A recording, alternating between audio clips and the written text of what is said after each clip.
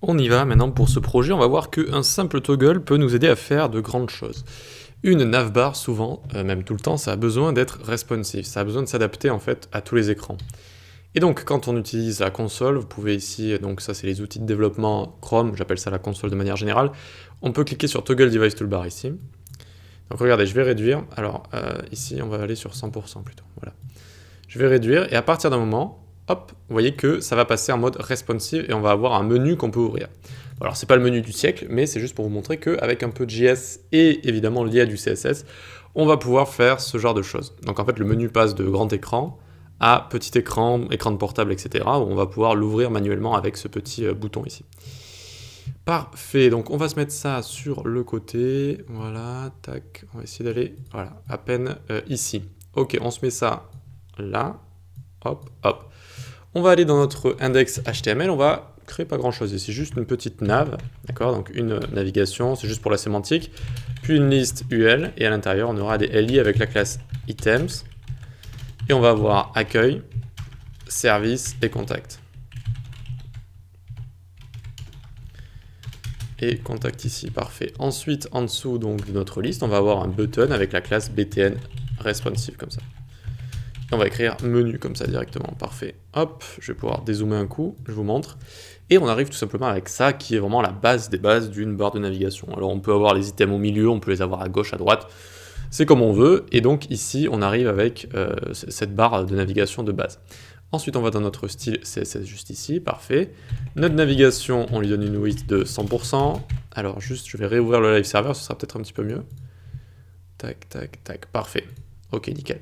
Donc même si les éléments blocs de base, ils ont une width de 100%, je le mets pour mieux comprendre ce qui se passe, on va dire. Une height de 70, ça c'est important. Le fond, ce sera un fond sombre avec des couleurs claires pour l'écriture. Une position relative pour placer le bouton par la suite. Notre liste, elle va avoir 100% de la height de notre parent, de notre navigation. Style, style, type, on enlève les petits points ici avec none, parfait. Display flex, hop, on centre sur X et sur Y. Ok. Tac, et on arrive avec ceci, parfait. Ça avance, on descend en dessous, on s'occupe des items. Margin 0, 10, d'accord, donc on va venir les décaler à gauche et à droite ici, nickel. Hop, ensuite on se met un font size de 20 pixels. .btn responsive, position absolute, et ça ce sera notre bouton qu'on va venir placer directement à right 20, top 20, et padding 5 pixels comme ça. Et regardez, on a notre bouton qui est venu se placer ici à droite parfaitement, donc absolute relatif à notre navigation juste ici. Donc c'est un bouton ici, mais en général on a des petites icônes, donc en général on a une image, mais ça fonctionne parfaitement avec les deux. Vous pouvez faire ce qu'on va faire ici avec les deux. Et donc ensuite en CSS, c'est là qu'on va jouer avec @mediascreen and max width 650 pixels. Donc à partir de 650 pixels, là vous pouvez le changer, vous pouvez mettre ce que vous voulez. On passera en mode flex direction column. Ok. Donc regardez, je vais descendre et hop, on passe en mode colonne déjà. Voilà. Ensuite, il va falloir adapter tout ça. On va venir se décaler du top de la hauteur de notre navigation. Donc top, oups, top 70 pixels comme ça. Tac, ça décale tout ça. Donc c'est toujours ici, mais c'est en dessous là. Maintenant, on va s'occuper de ça. On leur donne donc une height de 210, c'est-à-dire 70 pixels x 3, pour que chaque item il prenne bien 70 pixels. Et on met un background de #333. Tac, tac, et donc on a bien ceci. Parfait, très bien. Ensuite, on va venir se prendre les items. On leur donne bien une hauteur de 70 pixels. Une width de 100%. Hop, text align center. Et une hauteur de ligne de 70 également, pour venir les centrer le texte aussi sur Y, dans la hauteur qu'ils ont chacun, comme ça. Et donc ça nous fait exactement cette petite liste-là. Parfait. Encore une fois, la hauteur de la liste, hein, c'est égal à 3 fois les items, vu qu'il y en a 3 en fait. Plus on a la navigation qui est toujours au-dessus. Et donc on est venu se décaler de 70 pixels pour bien être en dessous, comme ça. Voilà. Donc on vient en dessous, ensuite prendre btn responsive, et on va le montrer avec display block. Et on va le cacher de base ici avec display none, comme ça. Et donc regardez notre bouton, donc on vient ici, hop, il apparaît comme ça, d'accord? Il apparaît à chaque fois. Ok.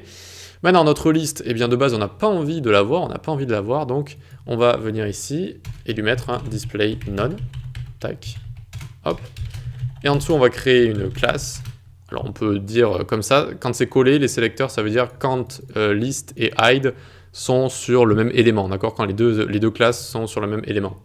Hop, alors on va display block. Et donc, on va venir, alors je l'ai appelé hide, c'est vrai que j'aurais pu l'appeler appear plutôt, apparition. Ok, donc show même, ce sera encore plus efficace.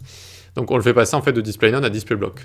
Donc de base, on ne voit pas cette liste et on peut la faire apparaître seulement quand on clique sur le bouton.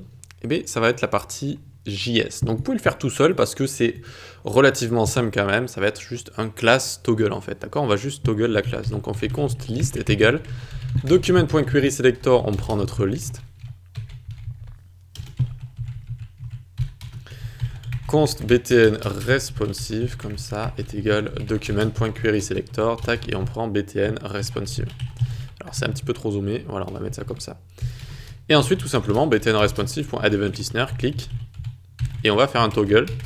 Et on peut le faire facilement, pas besoin d'index ici, juste avec liste de class list, et on a la méthode toggle en fait, qui existe déjà, donc très pratique pour faire ce genre de choses. Donc je clique, hop, alors ça va toggle, ah oui, j'avais appelé hide moi, on l'a appelé show finalement. Donc je clique, et hop, ça va bien nous montrer tout ça, ça nous cache, ça nous montre le menu, nickel. Donc vous voyez que c'est pas très compliqué, le JS est toujours lié à l'HTML, CSS, l'HTML pour le DOM, CSS pour le style, et donc on arrive à faire ce genre de choses sympathiques. Maintenant, qu'est-ce qui se passe ici si, regardez, je monte et je redescends? J'aimerais peut-être pas l'avoir ouvert comme ça, mon menu. Donc qu'est-ce que je peux faire? Eh bien par exemple, je peux faire document.addEventListener, resize, tac, tac. Donc à chaque fois que je vais resize le document, eh bien ici ça va m'exécuter cette fonction-là. D'accord, regardez. Hop, hop. Alors, j'enlève ça, tac, je remonte ici, regardez. Hop. Alors, c'est plus sur Windows si je dis pas de bêtises. C'est lié à la fenêtre, c'est pas lié au document. Hop, voilà, c'est bien ça. C'est bien lié donc à Windows, d'accord? Cet événement fonctionne avec Windows. Et donc, ici, ça va envoyer ce qu'il y a dans cette fonction directement dès qu'on va resize, ok? Et donc, ce qu'on va pouvoir lui dire, c'est tac, tac, ici, if window.innerWidth, donc sa largeur est supérieure ou égal, non, strictement supérieur à 650, tac, alors on va enlever, avec ça on n'utilise pas toggle mais remove, et on va remove cette classe show, ok? Ce qui fait que si c'est ouvert ici et que je commence à grandir, hop, ça va venir se cacher, ça c'est avec le CSS, mais si je reviens, eh bien ce sera caché. Hop, vous voyez que la liste, elle ne sera plus visible, vu qu'on lui aura enlevé directement. Donc resize, ça peut être un événement sympa, notamment avec Windows. Ça peut être assez sympa à utiliser comme ça. Ok, allez, on passe à la suite.